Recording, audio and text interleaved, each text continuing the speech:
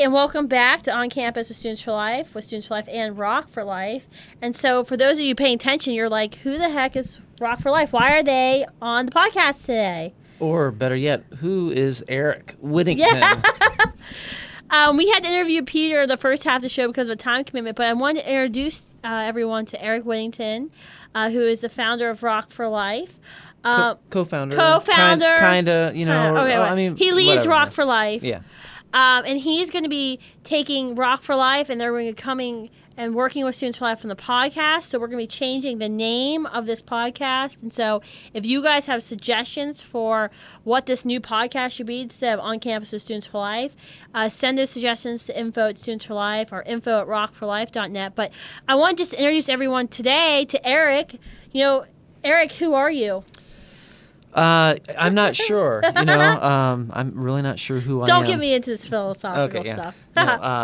Well, my name's Erik Whittington. I direct Rock for Life, and I've been actually working with Rock for Life at some capacity since 1995. Brian Kemper, who is the president of Stand True Ministries, actually founded Rock for Life with Jeff White in 1993. Okay. In the fall, and so I jumped on board in 95.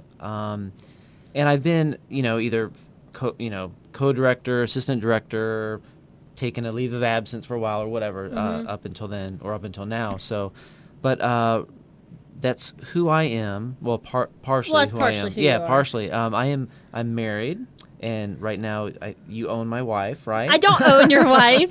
Tina just happens to work for Students for Life. Yes, and I hear she's doing a fantastic job. She is. She's doing a great job. And we have 4 children. Mm-hmm. Tina and I have been married for 11 years. We have 4 children. Justice Zechariah, 9. Mason Nathaniel's 8. Asher James is 6, and Esther Anna is 4. And I was born and raised in the Midwest. Moved to the West Coast, to Portland, Oregon. That's where I met my beautiful wife, and I swept her off her feet. She didn't know what hit her.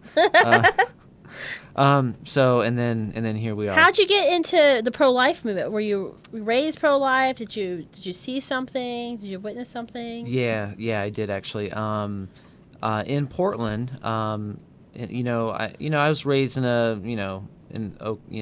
I'm not a certain religious persuasion or even a philosophical when it comes to abortion.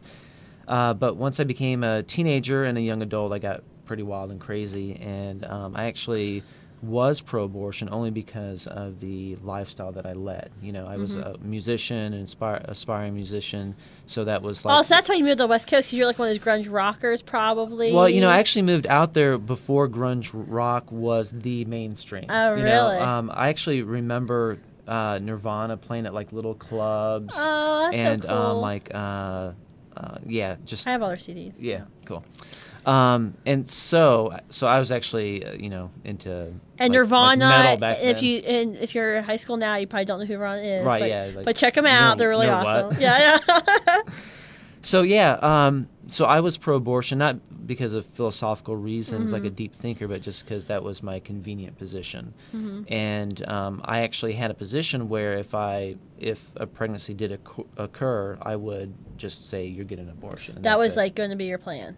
That was my plan. That was your plan. And I had conversations. I can recall, conversations with girlfriends, and it was like, you, what's the problem? You will get an abortion. I will, call the clinic. I'll pay for it. I'll drive down there. End of story. No conversation. But that's a real turn on too. When you're talking to women, like, hey, baby, yeah, I'll get you pregnant. Don't worry about it. I'll get you flowers after the abortion. Exactly. Yeah. I'll, carry you out in your, chair, That's so sad. wheelchair. But what happened to me was I actually came across a life chain. Well, it wasn't technically a life chain because it wasn't October, but it was a big, huge demonstration in Portland, Oregon, on 82nd Division and Powell. There's like main streets in Southeast Portland for all you Portlandites out there listening. Portland University, go woo woo! But I saw everyone was holding signs that said abortion kills children, and I'm like, wow, yeah, you're right. Because, I mean, even though I maybe barely passed high school, I did attend some of my biology courses, and they taught basic biology 101 and embryology 101.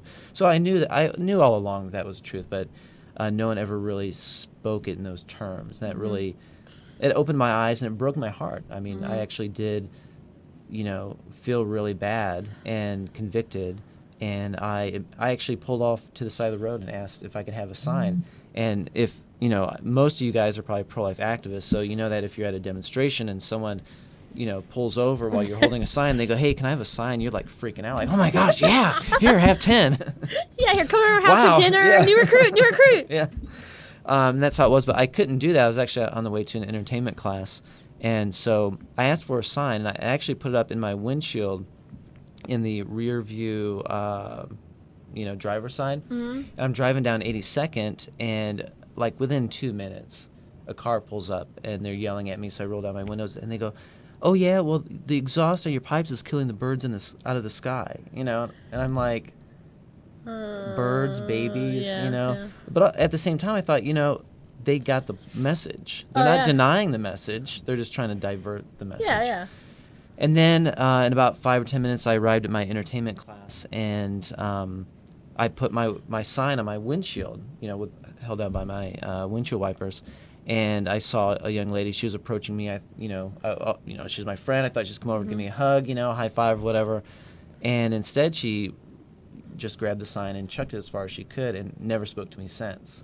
And at the time, again, I'm like, whoa, this is crazy. And I'm not even like a believer or anything, so I don't know what's going on. I just know that this new change happened. I'm kind of excited because I feel like I got to tell everyone, but yet I'm getting persecuted. I don't really understand. So I kind of backed off for a while, but eventually, since I was a musician, I started just having an interest in using my stage presence to spread that message. And that's what I did and continue to do to this day.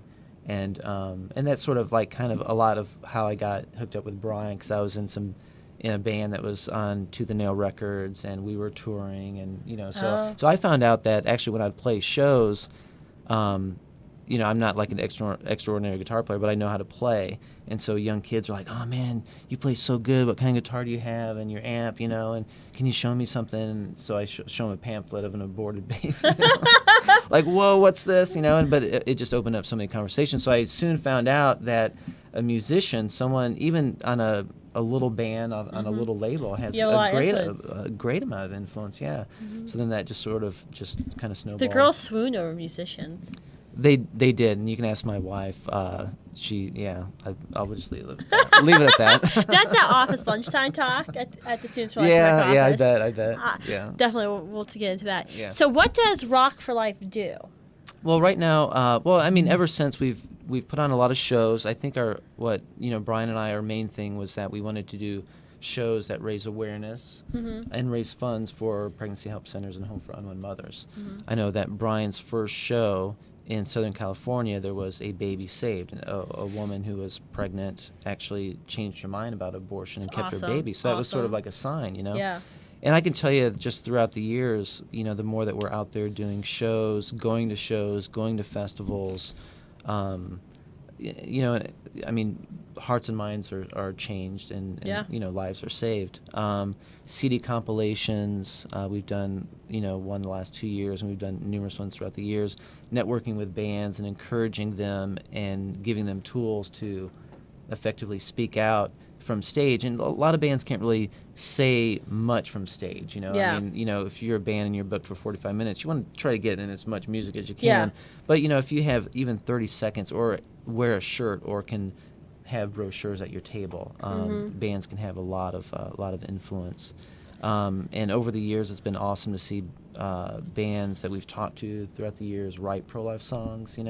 There's a lot of great pro-life songs out there, and we'll be featuring them on the podcast. Yeah. And we feature them on on the old Rock for Life netcast is what we called it, but we'll keep featuring them on this one. Yeah, so. it'd be great to have pro-life musicians come on, get the word out about. There's really great music out there that you may not know about. There's a couple of people coming to our conference this year who I found over YouTube who had pro-life music videos.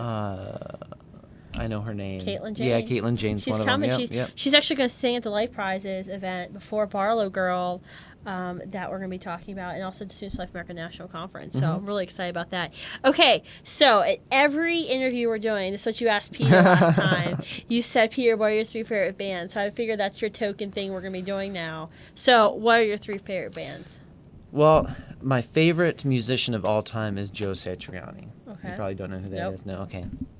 He's a guitar instrumentalist. He does have a album or 2 where he sings, but I've been listening to him for probably like 25 years. He's in a band with Sammy Hagar and other members of Van Halen called Chickenfoot. Oh, I've heard Chickenfoot. And that's an excellent band, and pretty much anything he does is excellent. I'm a long fan of Van Halen. Of course, Gary Cherone, who is pro-life, he did Van Halen 3. I mean, that's 3 right there, but I mean, there's too many to name.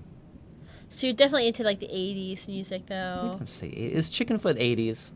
It's 2009 release. Yeah, but it's like Van Halen. It's just the same crowd. Yeah, I mean, I like all kinds of music. Like if I don't know, there's good Christian music too. Like I like Cutlass. Mm-hmm. They do worship stuff, but they rock it. I love Casting Crowns. Casting Crowns is excellent.